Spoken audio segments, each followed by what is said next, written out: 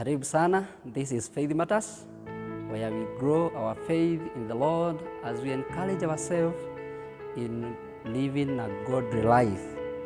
Today I just want to share something very little about communion with God, ama kutembea na Mungu.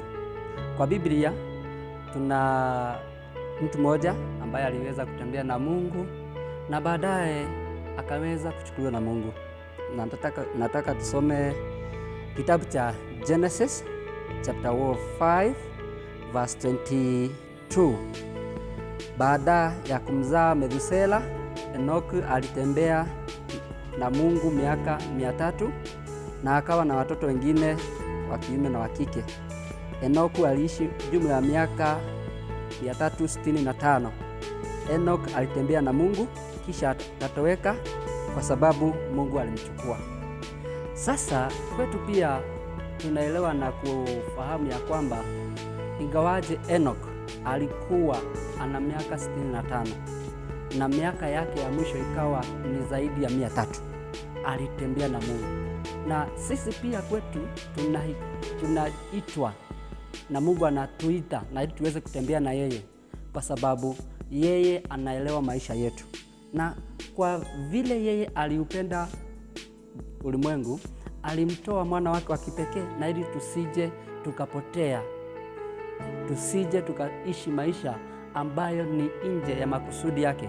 Na kwa hivyo siku hii ya leo ni vyema na uwe na ufahamu ya kwamba Mungu anakutazamia uweze kuwa na ushirika na yeye. Unapokuwa na ushirika mzuri na Bwana na Mungu wetu, kwa hakika yeye atakuongoza. Biblia inasema katika Zaburi 32 aya yake ya 8 ya kwamba Mungu anajua njia nzuri kabisa yetu, na hivyo jicho lake la upendo litatuelekeza.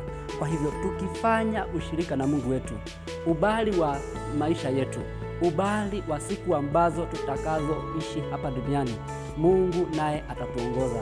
Yeye ni mwingi wa rehema, yeye ana nguvu, anacho kila ambacho tunakihitaji maishani. Na kwa hivyo tunapopata ushirika na Mungu wetu, kwa hakika naye atatuelekeza na ambacho tunachokihitaji ako tayari kutupea. Watu wengine wamefanya mambo ambayo pengine ni kinyume na Mungu na ambayo hayafai kutangulia. Biblia inasema ya kwanza tutafute ufalme wa Mungu kwanza, alafu baadaye haya mengine yote yatafuata. Tusimwendee Mungu ili atupe vitu ambavyo anavyo, alafu tusahau ya kwamba tunafaa kutafuta Mungu kwanza.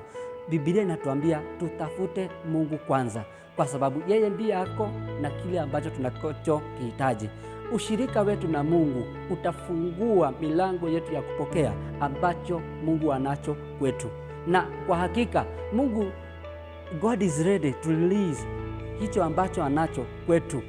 He has promised and he is faithful to keep his promises. So as we seek God, as we fellowship with him, he is ready to release that we need.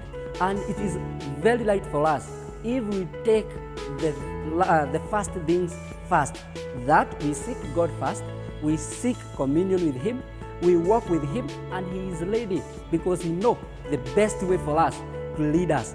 He is compassionate, he is a loving father, he is our king, he will reign in our lives.